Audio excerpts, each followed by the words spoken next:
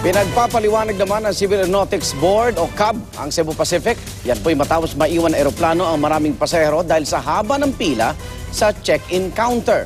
Saksi si Cara David. Kung kahapon kakulangan sa eroplano ang problema ng ilang airline dahil sa dami ng pasahero, ngayon naman kakulangan sa ground crew ang problema ng Cebu Pacific. Kaya kaninang umaga, mahabang pila sa check-in counter ang sumalubong sa mga pasahero ng Cebu Pacific. Sa haba nga ng pila, marami ang naiwan ng eroplano. Schedule. Pila. Hindi katulad ng Paydaya.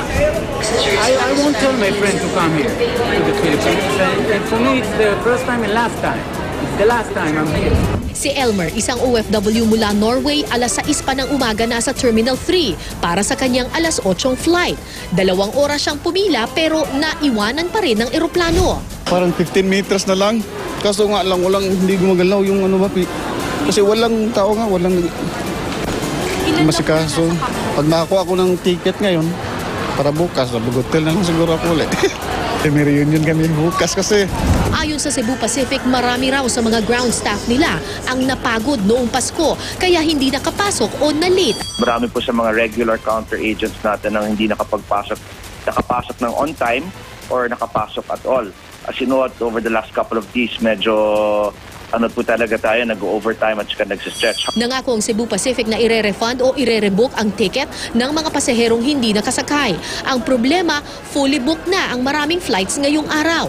Pinagpapaliwanag ng Civil Aeronautics Board ang Cebu Pacific sa nangyari. Handa naman daw ang Cebu Pacific na humarap. Hindi ito ang unang beses na nagkaproblema ang mga airline dahil sa holiday rush. Noong December 24, 192 flights ng iba't ibang airline ang na-delay at 11 ang nakansela. 5 dito dahil sa kakulangan ng eroplano. December 25, araw ng Pasko, 144 flights ng iba't ibang airline ang na-delay at 7 ang na-cancel.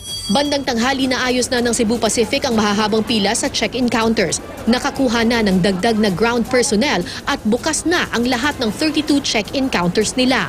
Pero ayon sa NAIA Terminal 3, dahil na-delay ang mga pang-umagang flights, posibleng maapektuhan nito ang mga susunod na biyahe. Meron pong mga may sunlight limitation, di ba po? Yun, no? Pagka inabutan ka na nun, talagang wala kang option kundi i-cancel yung flight na yun. Ako po si Cara David, ang inyong saksi.